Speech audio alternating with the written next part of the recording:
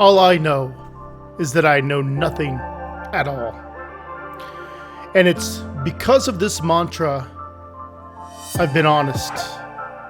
I don't have all the answers. I can only seek the answers. And hopefully, together, we can find these answers. Because after all, we don't know anything at all. You know, I tried to sound super sexy saying that. And I sounded like a complete idiot. Here's the truth. I'm just trying to find answers because I'm getting sick of being lost. And so here we are. We're going to work on this together. Join me as I join myself here at Midlife Virus.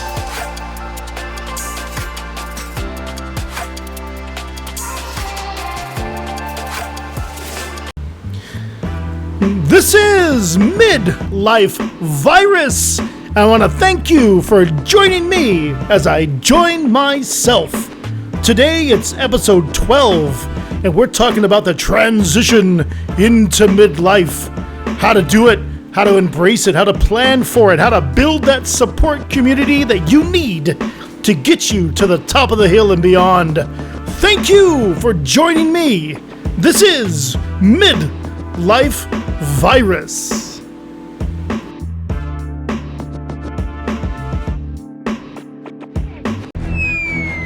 Warning! Adult content! Cover your ears, cover your children's ears, cover your dog's ears.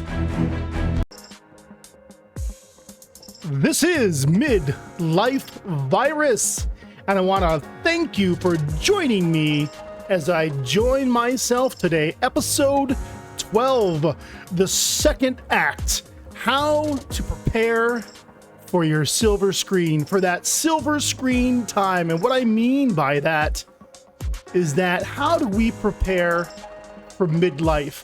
For those of you that are 20, 30, 40, for those of you that are 50, 60, 70, this is just one of those discussions on shoulda, coulda, woulda, how, who's gonna do it, what do I do to prepare?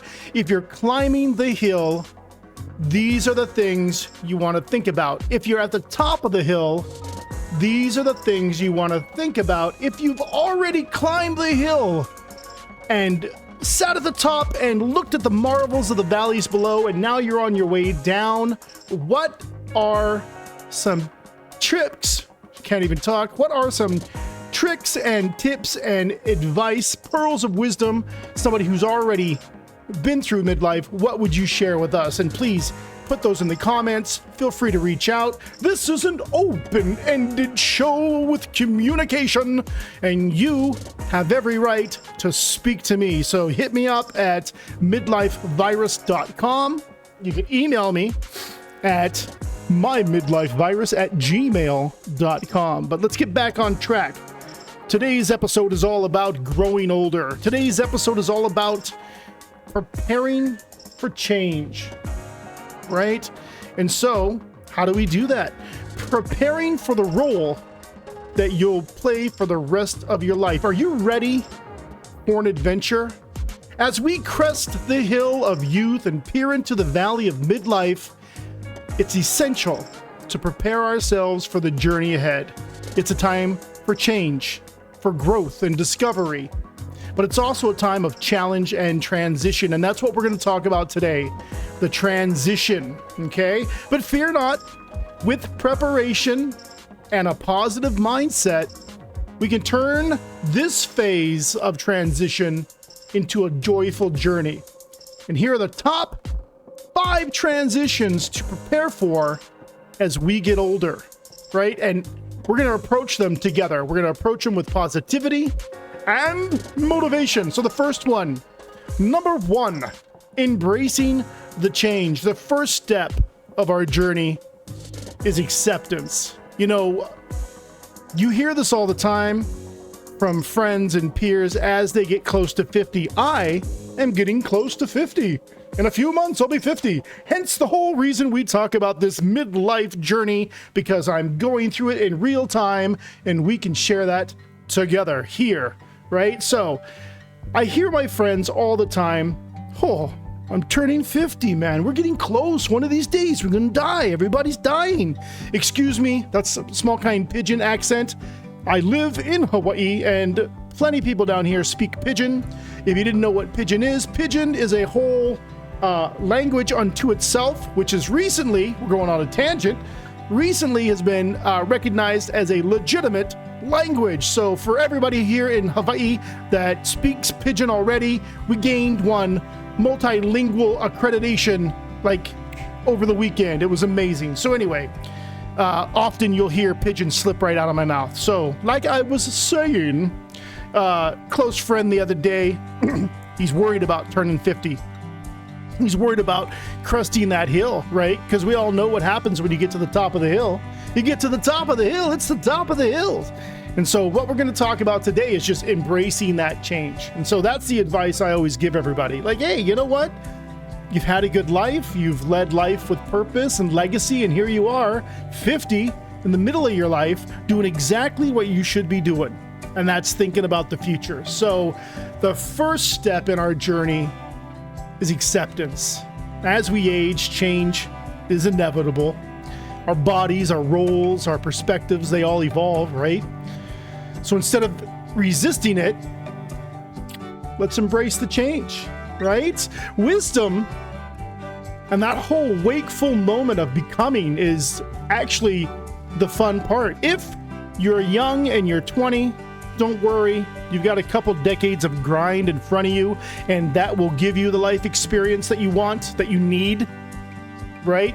If you're 40, headed up to 50, you know, just know that, hey, now that your kids are graduating high school, or they're in high school, or they're, you know, in middle school or whatever, now you know that you've arrived as a parent. If you've got kids or not, you've arrived because you're 40. You're no longer, you know, the kid.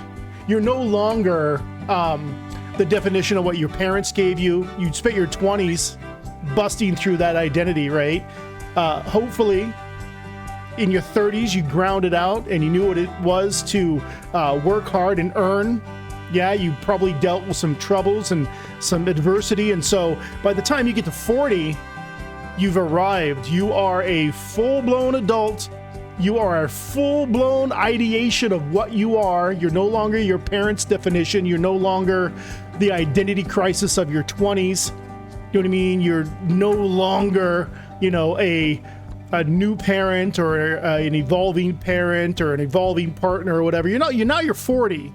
In a perfect world, you're now 40. For those of you that are in their 40s, you've arrived and you're ready to take on the world, right? So the first thing we want to do, embrace change. We embrace the change. So here we are. Are you ready to embrace change? Because, you know, you'll hear people say what I just said. Oh, this is all you gotta do. Step number 1, embrace the change. We're gonna talk about what embracing change actually looks like. The first step is mindfulness. Yeah, you hear everybody talk about mindfulness. I'll simplify it real quick. Mindfulness is controlling time. It is freeze framing time. That's what it is to be mindful. You are, what is the word? Cognizant. You are aware. You are awake of an incoming moment. Excuse me. You see a moment coming up to you and you say, haha, I should probably freeze this moment, or at least slow it down. My kid is singing at the recital. I want to slow this moment down and be mindful of everything that's happening. My beautiful partner comes in. I want to slow down and be mindful and appreciate what just came in front of me. Mindfulness is just the practice of slowing down time so you can look at things clearly, right? That's what we do.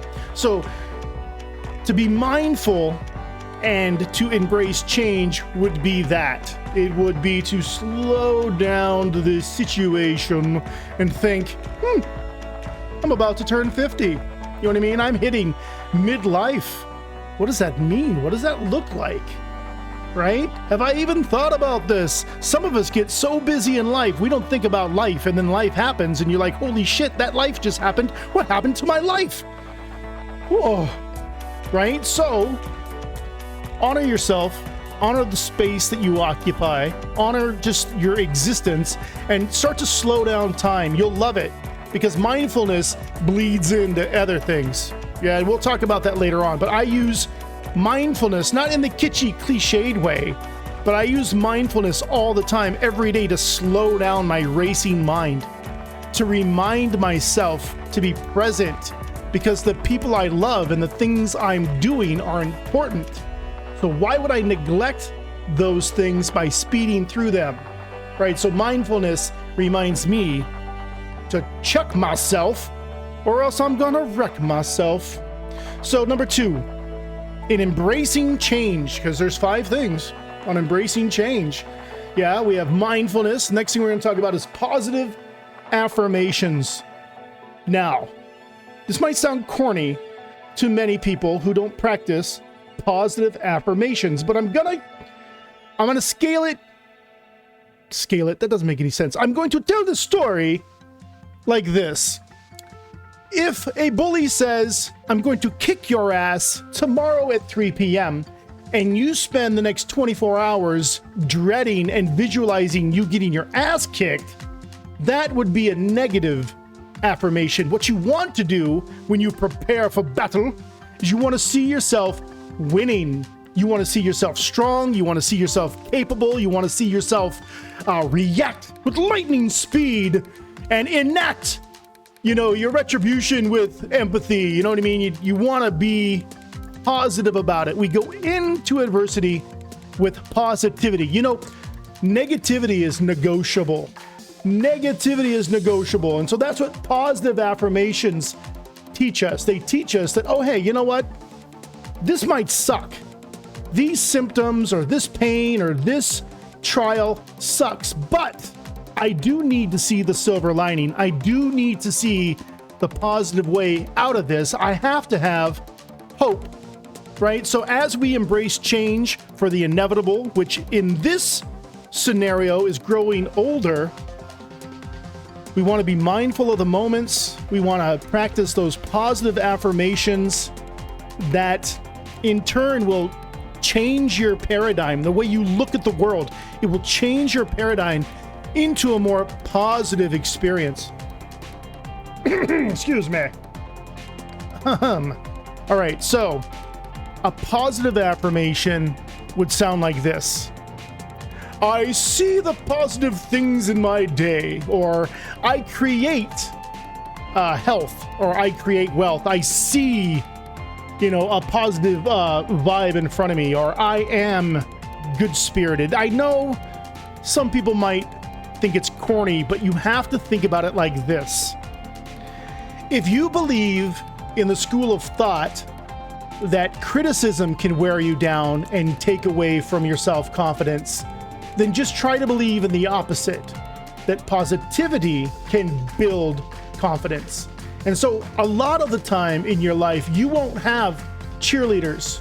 You might not have your therapist, your mother, your brother, your friend, your coworker. They might not be with you all the time. And so positive affirmations are a thing that can be with you all the time. You can have that sacred moment with yourself and say, whew, getting old is kind of scary, but the wisdom I've attained, the life I've built, the things that have tested me and my triumphs, that whole thing is an experience, and I'd probably do it again for free, right? So positive affirmations are a good way that you frame a negative picture. And so as we look towards the middle of our lives or the beginning or the end of our lives, positive affirmations about your life should be at the top of your list.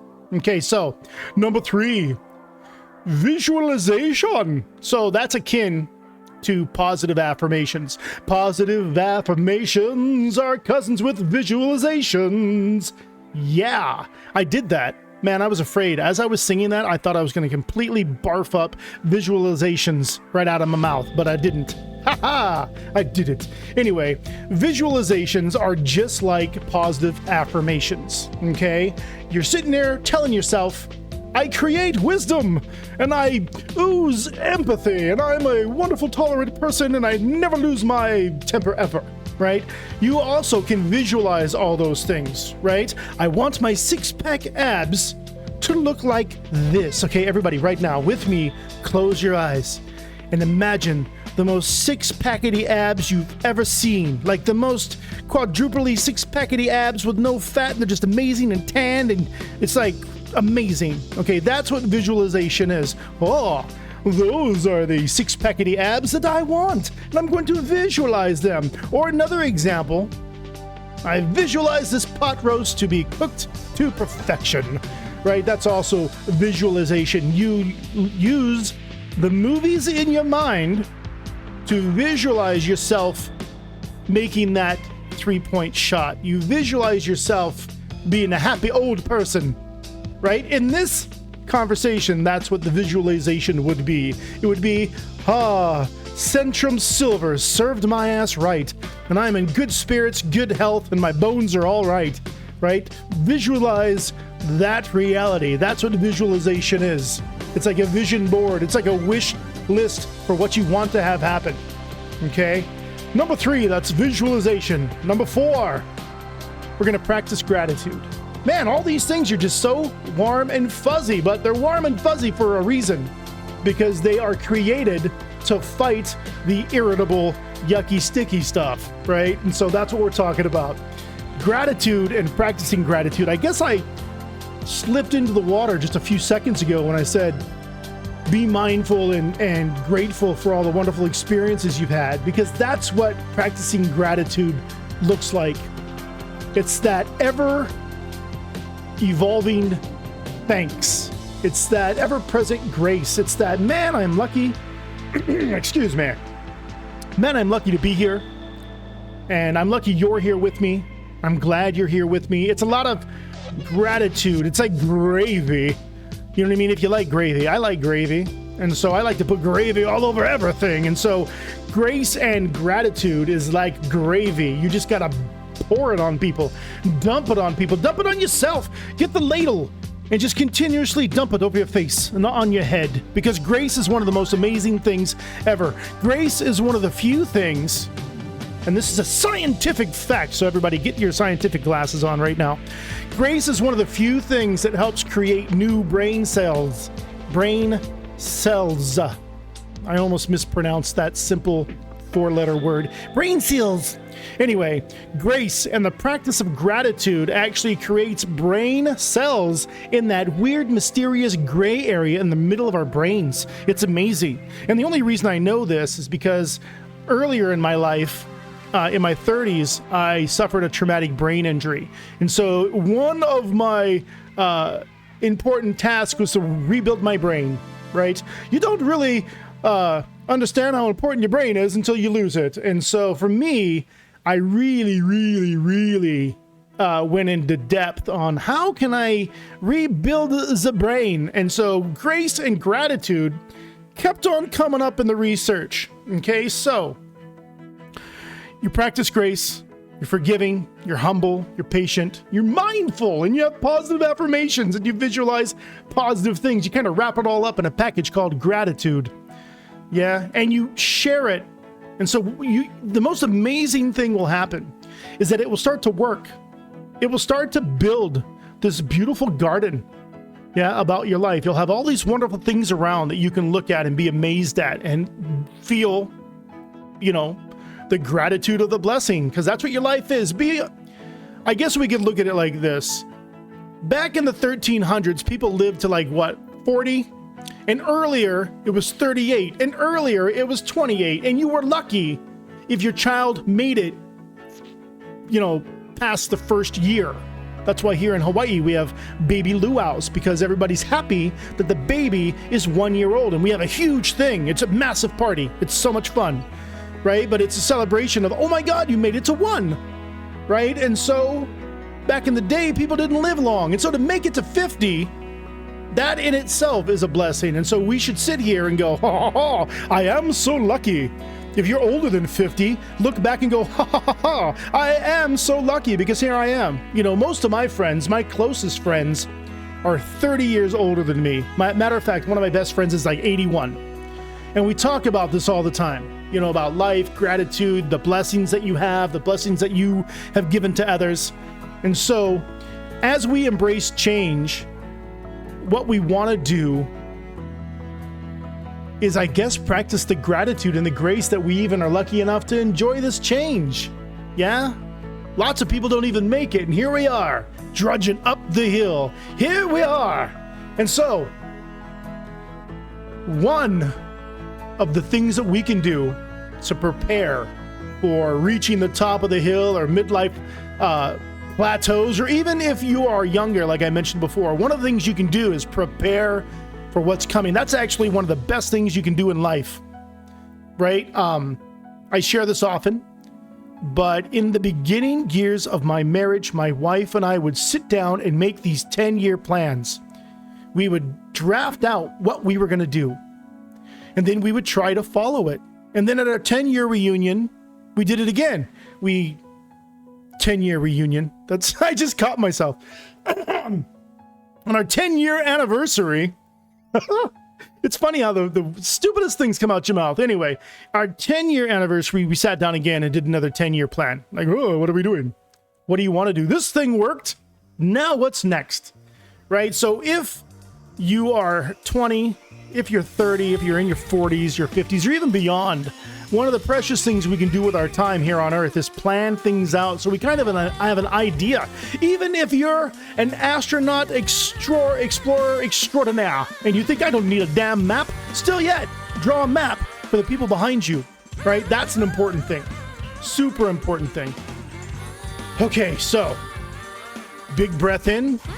We've gotten past the first segment of embracing change as we prepare for our second act, as we prepare for the silver screen, right? Number one,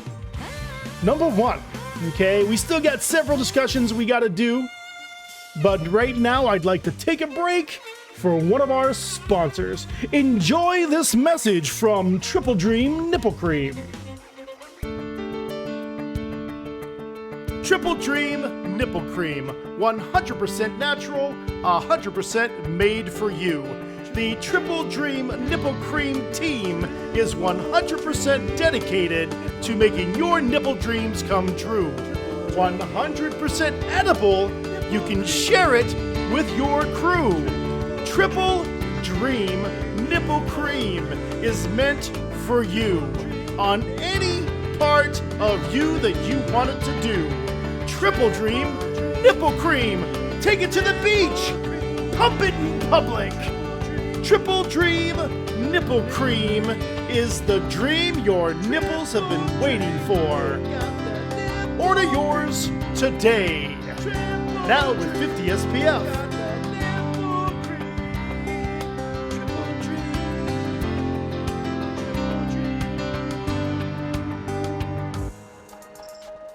Remember, only you can make your nipple dreams come true.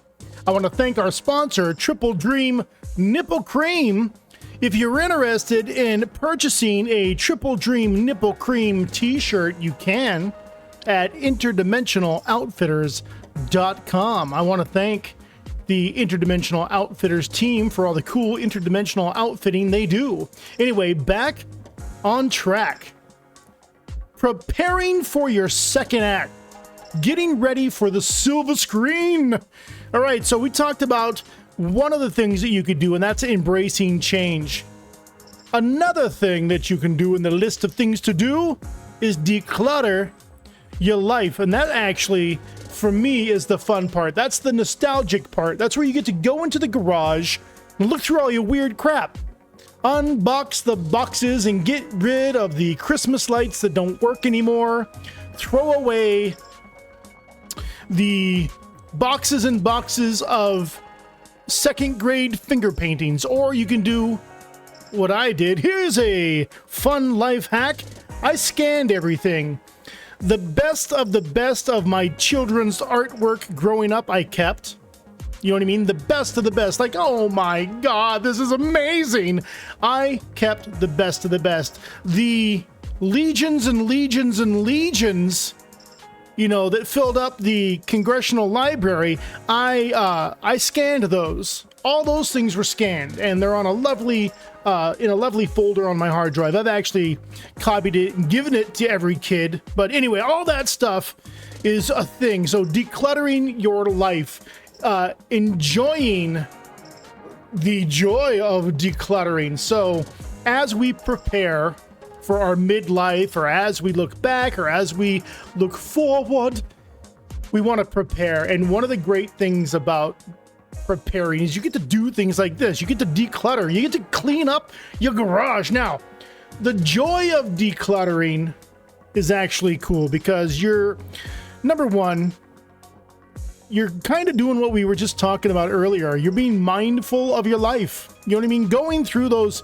family photos, those old boxes, you know, those memories, good or bad or indifferent, they're memories, they're your life.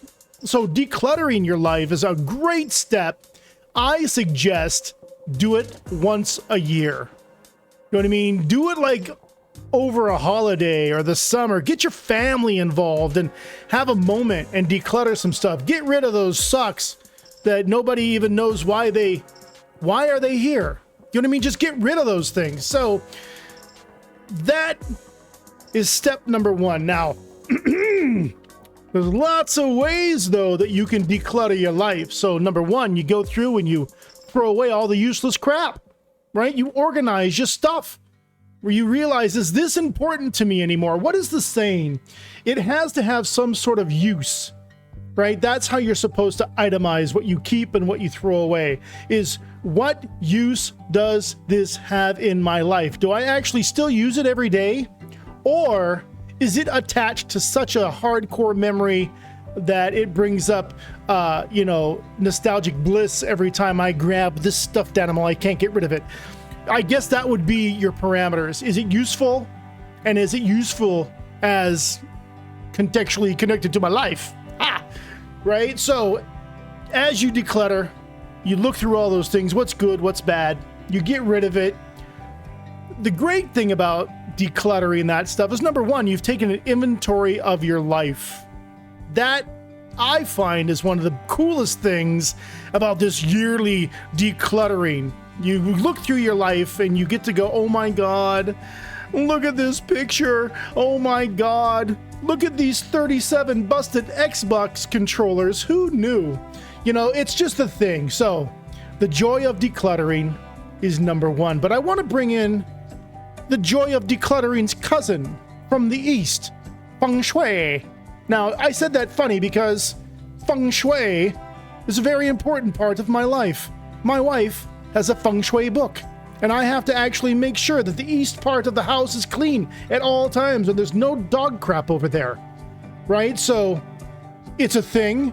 Some people take it seriously. Some people do not take it seriously. I take it as a path. Number one, I can't get off it because my lovely wife adores Feng Shui. Number two, I've read enough about Feng Shui that I understand that its main parameter is clarity of space. There's not a lot of clutter in Feng Shui, right? And so if you look at it like that, like, this is merely a practice of how I declutter this area, right? Okay, cool. I got it. It's a whole thing. I've actually read the book as well. I understand the culture behind it. It can get out of hand if, well, I guess that's subjective. If you're putting mirrors on your house to, you know, to, what is it? To reflect. I lost my brain. If you're putting mirrors on your house to reflect bad Feng Shui back onto your neighbor, you've taken it too far. That's my personal opinion. I don't think there should be an offensive Feng Shui battle going on with your neighbors. I think just people realize, you know, in good faith, that this spiky hedge is in no way flinging invisible arrows at you. In no way. Oh, what did I just get myself into? Anyway, that's what you get yourself into when you're with me, joining me as I join myself. Predictable gibberish on demand. That's what I mean. When you see the advertisement and you're like, what the hell is predictable gibberish? That whole last 2 minutes about feng shui, that was predictable gibberish. I hope within that morsel of chaos you learned something about feng shui. But moving on. The benefits of decluttering your life. That's what we want to do, and that's what we want to focus on. I'm probably nervous and anxious about feng shui because even though I know something about it, I don't know enough, and we often mock what we don't know. There you go. I'll give you that compromise. I should probably read more about feng shui. Now, decluttering your life. We are creatures of habit, and so if you create a habit going through your garage and your closets and cleaning out your gunk, even internally, introspectively, that's a thing you want to do. You do that with your relationships. You're not beating dead horses. That's not what decluttering your life is. That's not the power of feng shui. What's supposed to be happening is you're supposed to be cleaning away dead weight, weeding the garden, right? Having discussions where you're like, my God, is that perception even warranted? Has my outlook on life become redundant? Should I maybe learn some new things? The joy of decluttering. That's what it's all about. Your garage, is just an example of the many things that you can declutter in your life. So, as we live our lives, we collect a lot of junk. Super important to go through that junk and shit can what isn't needed, right? So, as we prepare for our lives to come, we declutter our lives, we embrace change, we practice all this great stuff. Now, here's the real stuff. Here's the real planning, okay? We have to plan for the future. The first couple things was just getting ready, right? Getting ready for midlife is embracing that it's coming, cleaning up your house and getting things ready because it's coming. Now we get to plan. Now we get to lay it out. It's like a story arc, right? You got the story arc of your life. Okay, so what do you want to do? That's the plan. The first thing is a blank sheet of paper, and you just write down this story arc. You can even do it that way, like a rainbow. That's what I do. I get a big old piece of paper, and I write a story arc. And I just look at it and I start crossing off parts on it. What do I want to do? I got from now to then, let's say 10 years. At the beginning of this arc is me today. And at the end of this arc is me in 10 years. What are some of the things I want to get done? And now that I have this gauge, I can mark accordingly. If I mark it in the middle, that's 5 years. Oh, it's from now to the middle of this arc, it's going to take me 5 years. Let's say I want to go to college. Then I want to get a degree. Okay, well, shit. If here is today and I've got 10 years on this story arc, it looks like, boom, right in the middle. That's where I've got to finish this college thing. You know what I mean? So we mark on the story arc these little phases of the things we want to do. That's one of the examples that I use to mark out and plan my life. I picked that up because I'm a writer. And so you write to a story arc. If you're writing a screenplay, you've got Act 1, Act 2, Act 3. You've got all these moments where things are supposed to happen. And so it's so much easier to plan your life out if you just tell the story of what you want to happen. I want six-pack abs, and I'm going to give myself 2 years, you know what I mean, to accomplish this. And by here I want 100 sit-ups, and by there I want 250 sit-ups, and here I want to be able to do the things with the legs that the dudes are doing. You know what I mean? That's the power of planning. So as we look to the future, you want to plan things out. You want to have lists. We've all heard of the bucket list, right? This is an example of the bucket list. That's what we're talking about. The power of planning for the future. We write out our list, what we want to accomplish, what we want to do. That list can look like anything. It could be, I want to heal from past trauma. I want to learn how to make a lemon meringue pie. I want to watch ALF all over again. If you don't know what ALF is, it's an amazing 1980s show about a fuzzy alien who crash landed on Earth and enjoys eating cats. And unfortunately, he has to hide, and so he lives in suburbia with a suburban family. Anyhow, back to the planning, okay? We've written out the story that we want to play out, okay? That's the magic of goal setting, right? I want to see this happen, okay? And I want to give myself this much time. As we crest the hill, even if you're younger, as we go through life, we want to accomplish our goals, right? That's why we write out these plans. That's why we have these visions. That's why we have purpose in our life. And so when you plan for the future, what you're really doing is you're creating purpose. You're not a listful vessel. What is that? A listless. You're not a listless vessel. Man, I can't even say that word. I almost tried to do it on purpose and Chevy chased myself through that sentence, and then I ended up tripping for real. Okay. You do not want to be adrift in the ocean of your life. So to put wind behind your sails, you do that with goals. You follow the stars to your destinations. And so you see where you want to be and you go for it. Okay. So as we prepare for our lives, the power of planning is, it's epic. It's important. You should have fun with it. Like I mentioned earlier, my wife and I would sit down.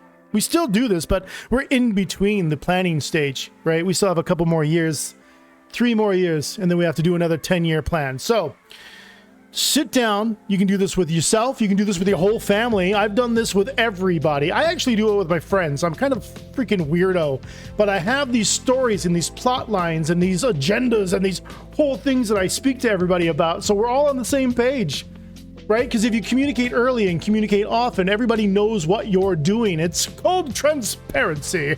So plan out your life. Include your family, your siblings, your partners, your kids, your friends, your coworkers. It's the best thing ever to lead by example. A lot of people are lost in their lives for like a lot of reasons. It could be a lot. It could be mental health. It could be just flat out, I'm busy as hell. It never struck my mind. Nobody ever even discussed this with me. Holy crap, my brain doesn't even think like that.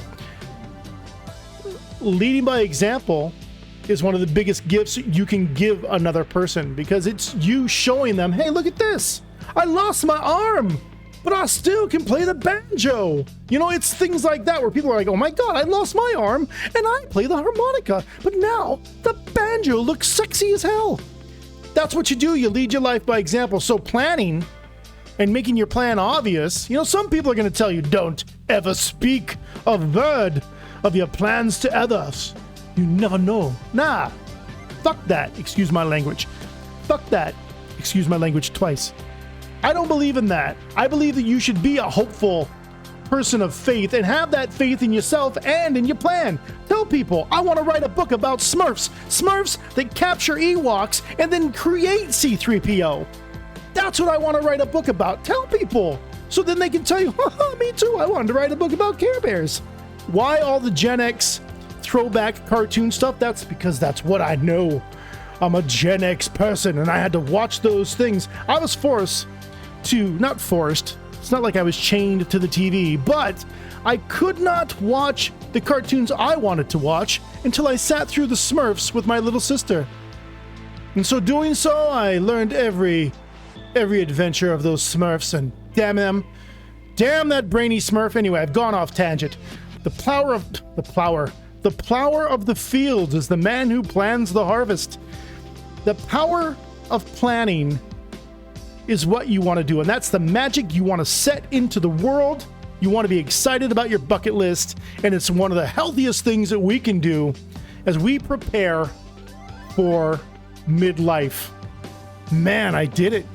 15 minutes of non-stop predictable gibberish. I hope you enjoy it. I hope you're in your car or you're on a long walk or maybe just laying on bed. Please don't be on your toilet, but I hope you're somewhere listening to this and me droning on just brings you into an area of bliss where you're like, man, this freaking guy, he talks and talks and talks and talks and talks and talks and talks, and I can just walk and walk and walk and walk and walk to this dude's talking. Anyway, that's my wish. That's my gift to you. Endless talking. All right. So we're excited about a bucket list. I hope you're excited about a bucket list. I've got a couple lists on my bucket list, right? One of them is to finish writing like 8 of the books that I'm halfway done writing. You know, I should just shut up and finish them. So that's on my list of things to do. Shut up and finish writing some of these things. It's, you know what? That's the tortured part of being a tortured artist. It's just being tortured. All right, so let's move on. But first, I'd like you to enjoy this special message from our sponsor. We'll be right back. And now a word from our sponsors. Funky Puppy Productions. If you need a production done, Funky Puppy Productions can do it for you. Visit us at funkypuppyproductions.com. Side Factor. Sometimes you just need to spank that spark together. It's been a long time, hasn't it? But you two still want to hook up like you used to. Side Factor is made for humans, and humans are made to share their spark. Share your spark like you used to back in the good old days, remember? Yeah, you do. Let her remember, just like you used to. Side Factor. Spank that spark together. Side Factor. Side Factor has side effects. Uncommon but not related to. In the case of the following side effects, call 911. Blurred vision, swollen tongue, hives, hot flashes, cool flashes, rash, erection lasting longer than 8 days, hypererotic urges, shortness of breath, gotta smack that ass, fever, chills, and possibly death. Side Factor.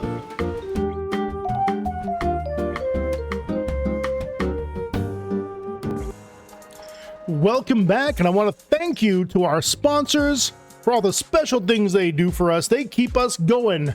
Really, you know, if it's not for your peers who believe in you, what's your motivation, right? So I want to thank our sponsors. Thank you very much. Thank you very much. Now back to episode 12, preparing for your second act and your time on the silver screen.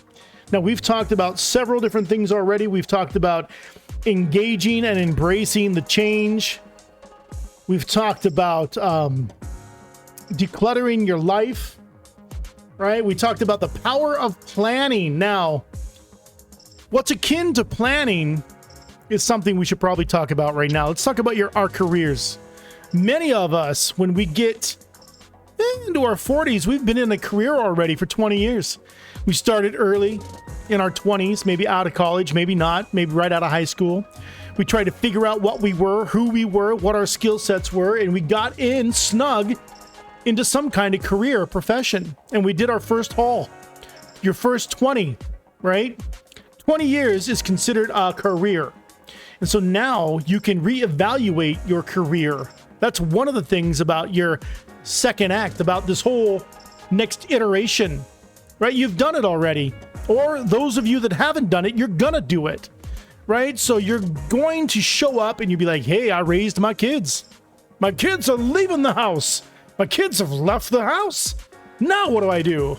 Walk the dogs all day? No, let me figure out if I'm not happy in the career I've made already. This is a great time to switch up careers. It's a great time to switch up how you hit. Maybe you didn't do something that you've always wanted to do. I know that I've done a complete circle in my life. I started off as a creative young writer, drawing comic strips and being a freaking lunatic. But then life hits and you've got responsibilities. And so you work and you slave away and you get other jobs and you do other careers. Now that my kids are adults, I've circled back 360 degrees and now I write constantly. and my soul couldn't be happier. So, as we reevaluate our lives and prepare our lives, we reevaluate our careers as well. And so the first thing you can do is listen to your inner voice, that little child, that little tiny whisper that's always been in your mind that says, I want to be a French chef. I want to be a ninja. I want to be what I can be. The voice is courtesy of my imagination. But yes, you want to be whatever it was you wanted to be, right? Oftentimes our identity, takes over our independence and we get lost in the grind of life. And so if you're lucky, you can circle back to those passionate things that you wanted to be. When I was young, I wanted to be all kinds of different things. I wanted to be a chef, and then I wanted to be a comedian. Of course, I mentioned writer already. I wanted to be a jet pilot. I did all these wonderful things, and I, learned how to do all these different things. And then when it came down to it, those things didn't work out for me. The Marines, I guess I didn't fit the bill to be a jet pilot, which is cool, right? I never made it as a chef. It's all right. I cooked for my family, so I guess I did become a chef. But anyway, you want to listen to your inner voice. So whatever that inner voice is telling you, now's a great time to listen to it, especially if you're in your 40s and your 50s and you're like, man, I did this, I've done that, I've seen a wiffle ball bat. Now what? Right? So listen to your inner voice and think about what you want to do. Listen to your intuition. Play to your strengths. What am I naturally good at? Or play to the unknown. What can I learn? I'm guilty of both of those. I play to my strengths and I love to learn new stuff. Here's some advice. Always learn new stuff, because the number one thing you get out of it is brain cells and neural connections. So you're actually growing the power of your brain literally when you learn new things and concepts. So throughout your life, empower your brain and the growth of your brain by pushing yourself to learn new things. Awkward, stupid stuff. You know what I mean? Just say yes. Like that, that movie, Yes, with Jim Carrey, right? Don't be obnoxious and get yourself into trouble, but do stupid stuff. Say yes. When I was first married, we came home to Hawaii, where my wife is from. My wife's Hawaiian, and I'm not, obviously. And so when we first moved down here, I was how would you say? I was a bear out of the woods. Most people would say fish out of water, but I come from the high mountains of Idaho. And so I was a bear out of the woods, and I'm down here, and it's complete culture shock. It's a complete different environment. It's a different part of the world. And so I said yes to everything.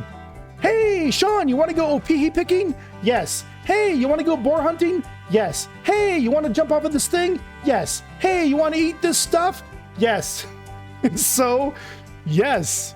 And my brain grew exponentially over the next 4 or 5 years as I just took everything in and I said yes to everything. You know what I mean? I was just a humble visitor because, number one, I love my wife and my wife's family, and I feel it was my duty to learn everything humanly possible about what they are and where they're from and what created what I adore so much. So I said yes to everything. Yes, yes, yes, yes, yes.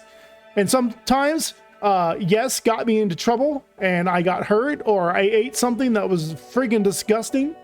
You know what I mean? But it was amazing. It's still amazing. And so you want to say yes, especially now. If you are in your 40s, you're in your 50s, and you're sitting here re-evaluating your career and your life and your planning, say yes. That's honestly, I'm going to tell you right now. This is how, in my opinion, this is how you fight the stigmas of midlife crisis, right? By learning new things, you don't impulsively buy a red Camaro. By learning new things, you're not out there testing the waters of your doubt and your regrets. Do you know what I mean? If you're out there learning and actively participating and learning new things, the midlife crisis doesn't really happen in the way that it's played out in pop culture, right? It just, from my own personal experience, as I live through it, it would seem that the crisis is just a little bit different. Instead of the what ifs and what have I not done, now the crisis is this. I better pick wisely so I can learn what I need to learn. You know what I mean? So I can do these things that I want to accomplish on this storyline that I wrote earlier that we discussed 5 minutes ago. Okay, so listen to your inner voice. That was a lot of bushes we just beat around. We're coming back though. We're coming back to the main tree. Okay, set your career goals. I guess we talked about that earlier. Picture what you want to be. Picture what you want to be doing. If you want to be a writer, if you want to be a stewardess, if you want to be a bartender, a professor, whatever, a jet pilot, yeah, just set that career goal. Now, here's the important part of the planning process for your career change. Do the research, okay? Do the research. Here's a real example. When I was in college, I was taking computer science because I love technology, and I figured, you know what, as a Gen X, I should probably be up on this, you know. And so I started in on my computer science education. I quickly realized that the pace of technology is pretty damn quick, and I wasn't sure if I could keep up, right? It just seemed like a industry where, wow, these guys go a lot quicker than my brain is trained to work right now. And so, you know, after about 6 months, I was like, whoo, thanks for all the fish. And I went back, you know, and started taking classes that were in my major. So I realized through that research of being in those classes that, whoa, this isn't what I am prepared to get into. Same thing with being a fireman. I had a friend who was a fireman, and he's like, hey, Sean, you'd be a great fireman. And I was like, okay, whatever. Let me check it out. He goes, you know what? Come ride with us a few times, and they give you an idea what's going on. I go on the rides, and it was EMT work, and blood and guts and all kind of gross stuff. And as much as I am a bleeding heart and I want to save people's lives, I know what my weaknesses are. My weaknesses are snot bubbles and weird, horrible stuff like that. I'm entirely too empathetic, and I can't detach from the pain that's going on. That's a reality in my life. I know what I am. So I told my friend, man, I'm sorry. The EMT, I thought being a fireman was running in and out and carrying people and doing cool stuff like helping cats out of trees. I'm all for that. But the reality of the open chest wound and finding suicide victims and all this abuse and some of the darkest things that society sees, I am entirely too empathetic, and I have not learned how to detach from that yet. I don't even know if I want to. I try to practice sometimes, but I don't know if I even want to detach from my empathetic powers. So anyway, I had to have this, you know, vulnerable, honest moment with this guy who was pitching for me. He was batting. You know, he wanted me to get, you know, work with him. And I said, I cannot, because after that research, after those ride-alongs, I realized, oh man, same thing with the cops. I was running laps around the Alawai Canal, which is here in Honolulu. And so it's a nice route. We lived in town at the time, and so I was get off work, and I would run the laps. And so this HPD lieutenant caught up to me a couple times, asked me to take the test. So I go and I take the test, do a couple ride-alongs, and that's when I also realized, I am too connected to be a cop. So bless you guys for the work you do, but I am too empathetically connected to do that. And so I had to be honest with those guys too in the interview, like, man, this would be a great job, but the research has proven to me that I'm too emotional for this. You know what I mean? I'm just too emotional. You know, hindsight would tell me, good call, because you have PTSD. Prior, I hadn't been diagnosed yet. So all these years when I was younger, I was just living through symptoms. So I'm super glad that I had the insight to my own psyche to be like, you know, I don't think I'm going to do it. It was a good call, because I'm better at this. I'm better at writing than I am trying not to get emotionally involved into like domestic violence. I'm just too close to that connected thing. Cannot do it. Anyway, enough about me. Let's get back onto episode 12, please. Jesus, Mr. Midlife Virus, you go on tangents all the time. If you don't like the tangents, please speak up in the comments, right? Follow, subscribe, send me an email and say, hey man, you're really good at putting my kids to sleep, but the rambling, come on, wake up. Okay, so here we are. We're back. Reevaluating your career. That's what that's what we started about. So here we are. We're reevaluating our career. We've set our goals, right? We're doing the research. That's where I lost it.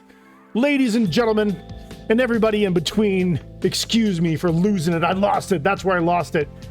Was doing the research. I went off on the rambling tangent of the research that I've done.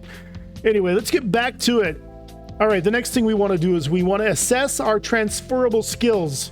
Earlier, I talked about playing to your strengths. Assessing your transferable skills is what you want to do when you're thinking about a career change, right? Can I type? This makes me sound really, really old. Can I type 70 words a minute? Because nobody types anymore, right? Is it even called typing? Somebody chime in.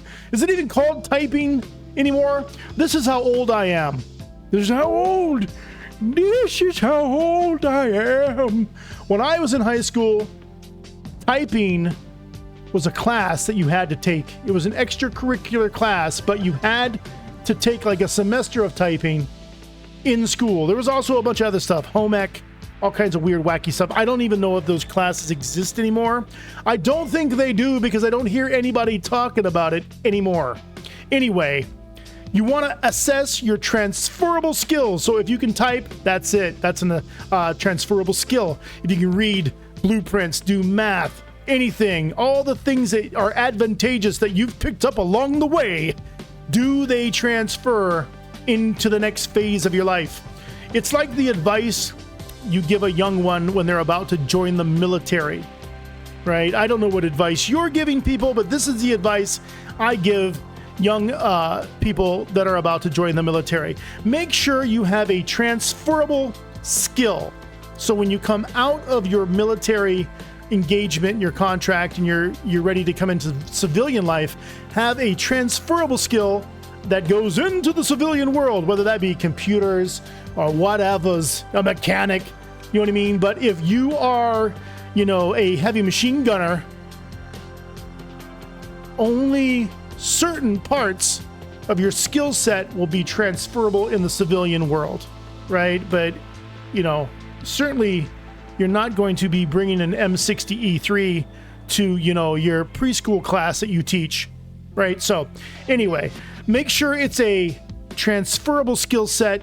Make sure that you plan, let's say you're a social worker and you're like, you know what? I just need to get another 20,000 million hours to get my next, delineation. You could do that. That's a transferable skill set. Or, hey, I'm going to sidestep over. I'm a pool guy, but now I'm doing landscaping and pools. It's all exterior. You know what I mean? Just that's a transferable way that you can do your skill set. If you're a plumber, you get into drywall. Why? Plumbers dick with drywall a lot, right? So they're all spackling all the time with their caulks, right? So find a transferable skill set and apply that to your plans. Now, you don't have to do this alone. You can do this with professional guidance. There's things like LinkedIn. There's professional headhunters. There's the employment office. There's all kinds of websites. I just started rapping. Did that for you listeners out there that wanted a little rhythm. You seek professional help because those also are the people that are going to cheerlead you on. They're going to be like, oh my God, you totally are a jet fighter pilot. Who knew? Who freaking knew? Matter of fact, with drones today, you'd be a better drone pilot. Here, let me pull it up on the computer. Oh my God, there's 15 positions for $50 million a year. You should do it, right? So seek professional guidance. That example was purely fictional. I just want to make that disclaimer heard now. That was purely fictional. Matter of fact, the disclaimer goes for the entire show. It's purely fictional. because I do not claim to be an expert at anything. Just living life. All this stuff is purely, what would it be? What would we call this? I can't even. That's what it's called. Nothing. Anyway, we're going to seek professional guidance because those people can help us find better ideas. Let's say you had a path, but it wasn't really clear yet. A professional guidance counselor, just like the ones you had in school and college, they exist in the real world.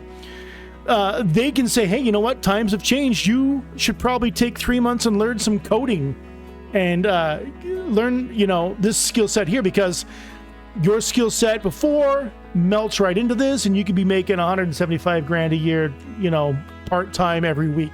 Just make sure that if you're going to think about a secondary career change in your life, do all the steps that you need so that it's a smart, educated, and insightful decision. Because after all, in this context, we're speaking of a second career. You've already worked 20, 30, 40 years. And now you're like, now I want to be a lifeguard. You know what I mean? Now you're changing. And so we just got to be mindful of that whole thing, that this is a secondary, sure, this advice will work for anybody who wants to change careers, right? Listen to your inner voice, set your career goals, conduct thorough research, assess your transferable skills, and seek professional guidance. But as we prepare to get to the top of that hill in our midlife, right, reevaluating our career and thinking about something new to do is actually pretty exciting. And I would say, if you've got the bug, if you've got the itch, scratch it. You can start it part-time. You can do it on the weekends. You can take the night class. You know what I mean? Change comes only to those who make it. Now, what else can we do to plan for midlife? Well, we're going to talk about it right after this commercial break. Thank you, and return soon. Enjoy this message. It's a message of hope and love and support, because when we come back, we're going to be talking about building a supportive community. So please enjoy this message from our sponsor.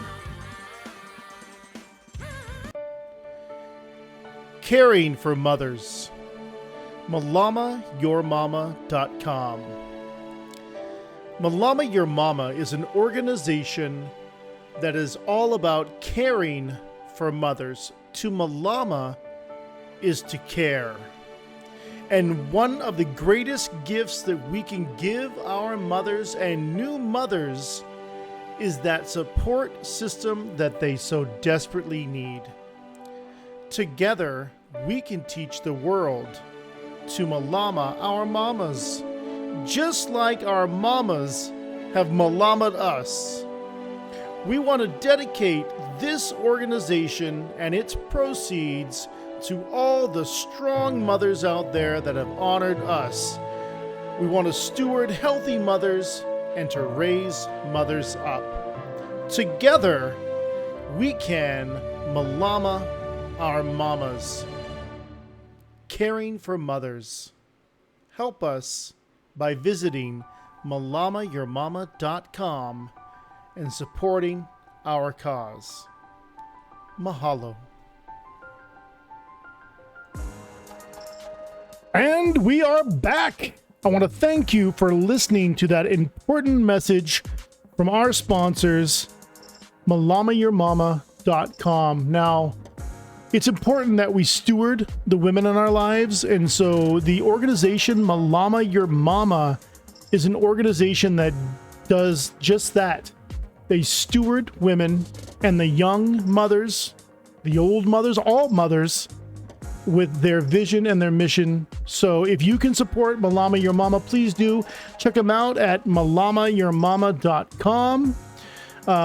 All the proceeds that go to Malama Your Mama are turned right around and donated to charities here in Hawaii to help mothers here in the islands. So please support that message. It's important to all of us. And mahalo for those of you who do. Thank you so much.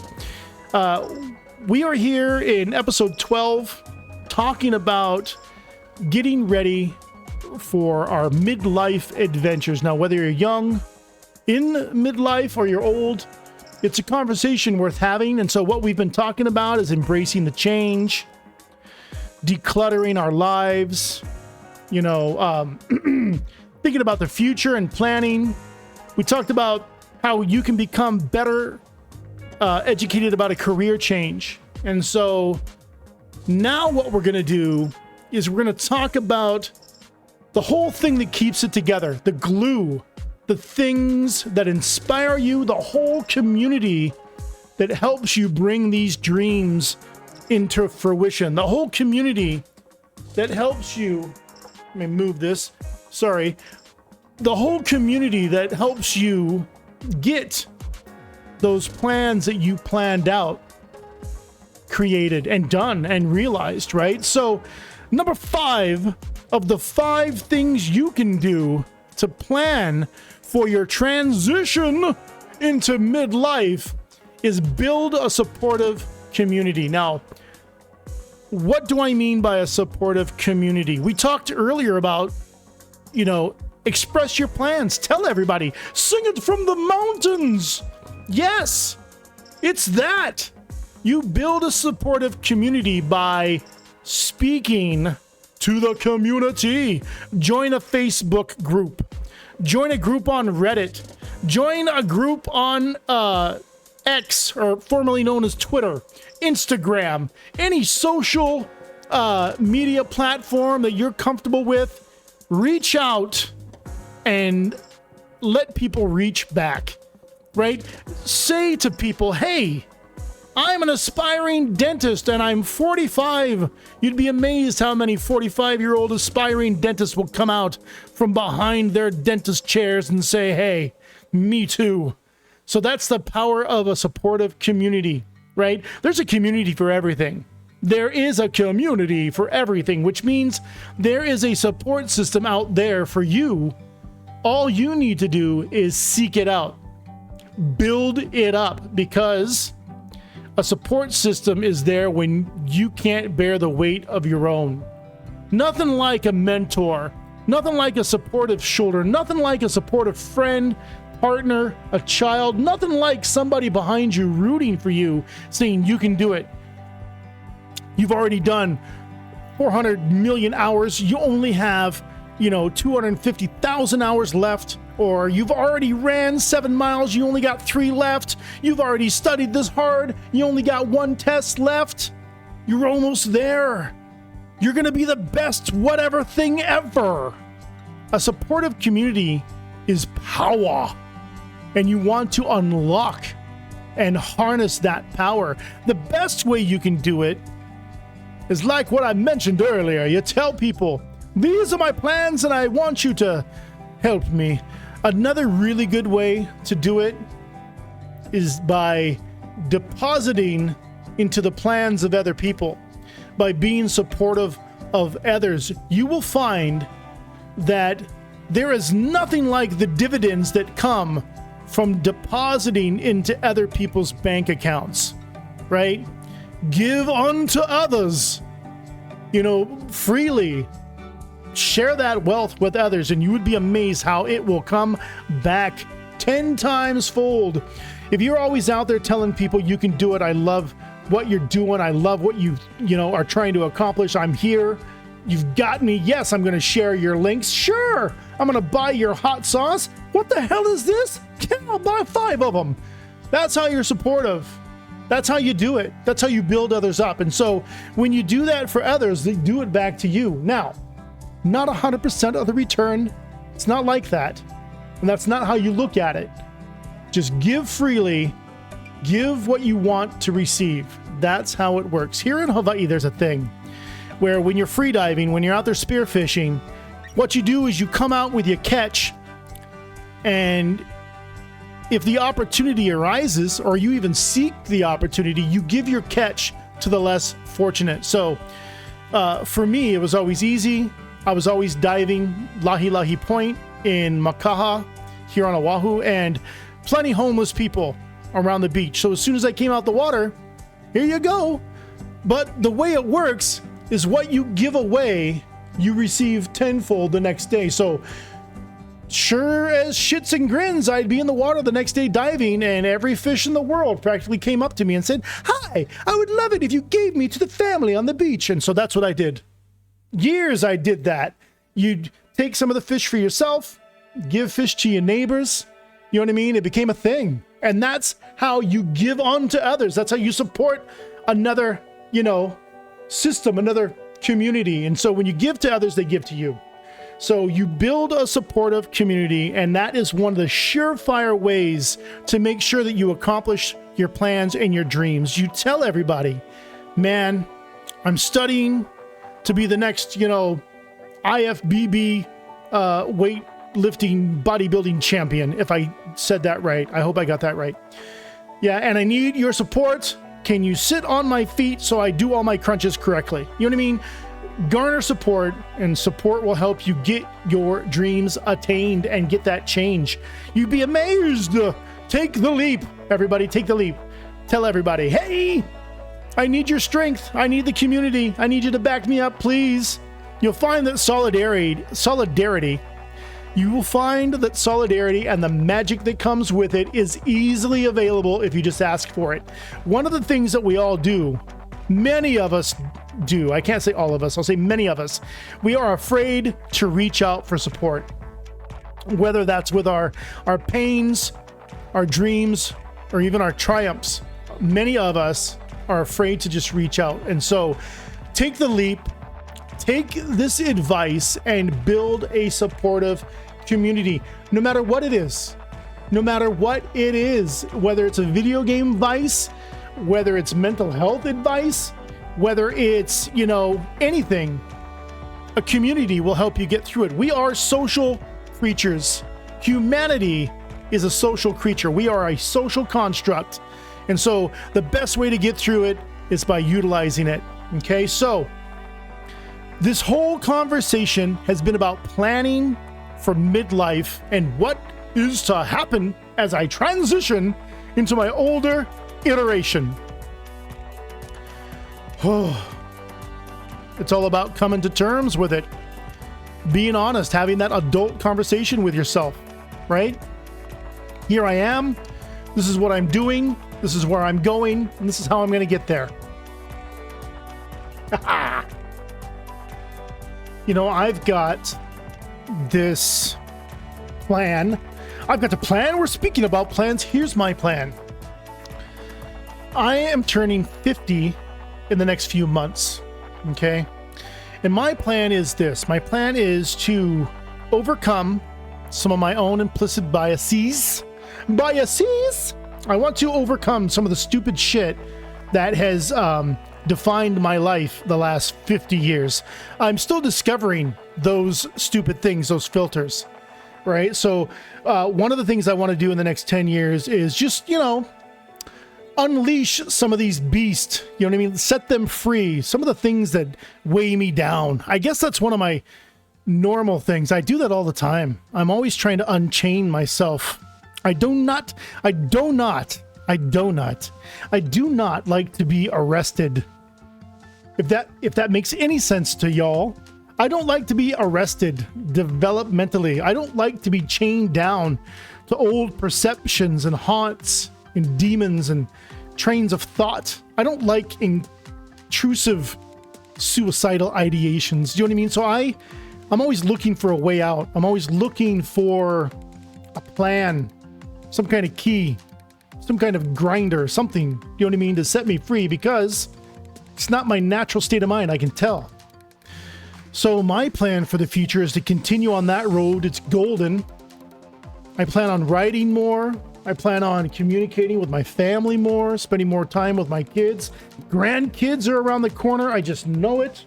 Bachi! I just know it.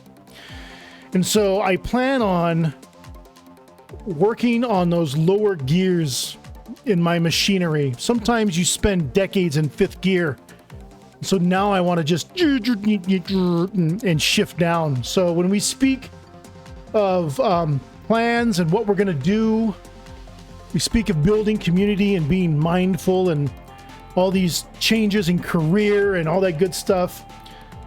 Solidarity is a tool that you can use to help get through those decisions. Like right now, telling you what I want to do, build solidarity with you, me, and you. What we doing? How am I going to get through it? How are you getting through it?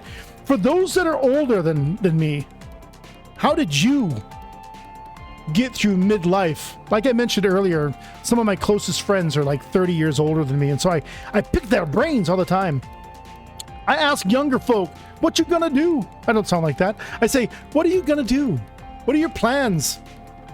Right? So solidarity comes through conversations. Debate is healthy. Discussions are healthy. So when you're talking about building a supportive community and you're talking about what I want to do with the rest of my life, job one, learn how to talk to people. Find your voice. Talk. If you haven't found your voice yet, find it and voice all the things we just talked about. Voice your concerns about this new journey, about this transition. Voice your hopes, your dreams, your plans. Discuss it. Talk about it. Right? Your midlife shouldn't be a crisis. It should be a bucket list. It should be a coming of age, of all the ages, right? Because you've made it.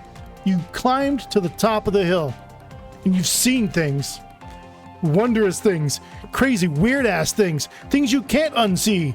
But nevertheless, you're at the top of the hill, so you need to celebrate. And so now what? So that's what today is all about. Episode 12, getting ready for our second act. Are you prepared for the silver screen? Well, I think now you might have a good chance. You might know at least, oh, well, hey, here's a path. It might not be the path I want, but hey, here's a path. It gives me an idea. Episode 12, a path you can think about. Anyway, I'm glad I could be here for you. I want you to know that after all the wonderful commercials and the credits and all that, there's another show. It's coming. I'm going to try to get everything done every week or every other week because we're finally getting our timing back. So the next one is episode 13, and we're going to talk about the stigmas of mental health. Dispelling the stigmas around mental health, about what everyday people deal with. You know, they say that 50% of the planet deals with mental health of some sort, whether that be depression, anxiety, PTSD.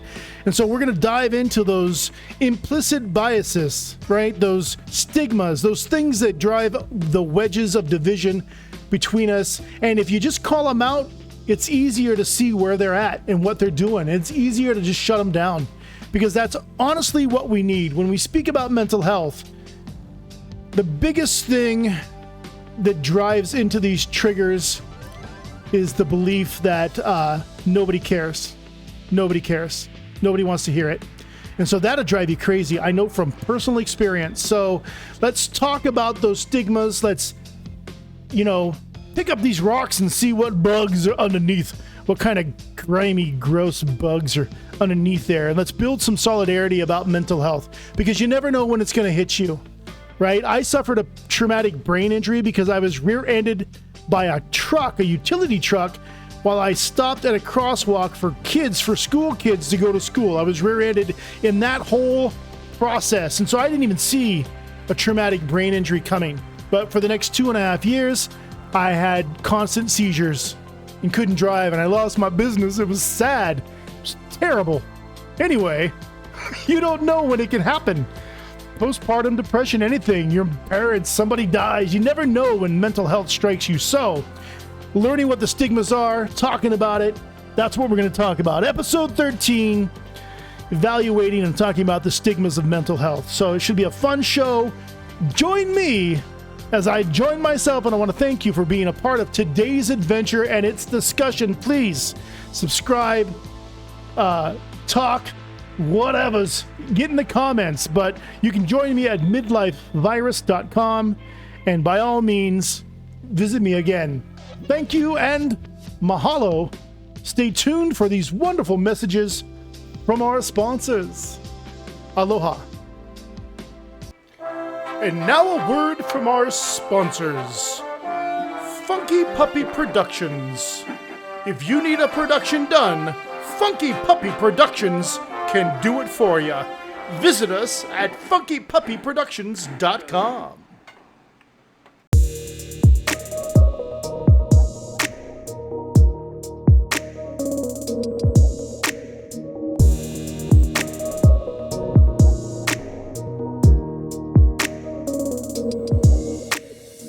Whatever dimension you're in, InterdimensionalOutfitters.com has the gear you need.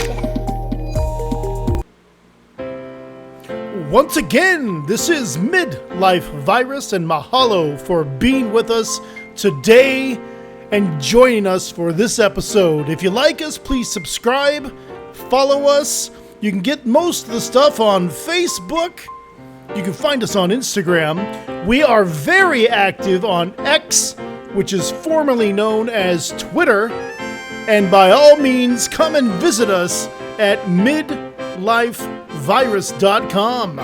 You can find videos of all the entertaining stuff on YouTube. Once again, mahalo for being with us today.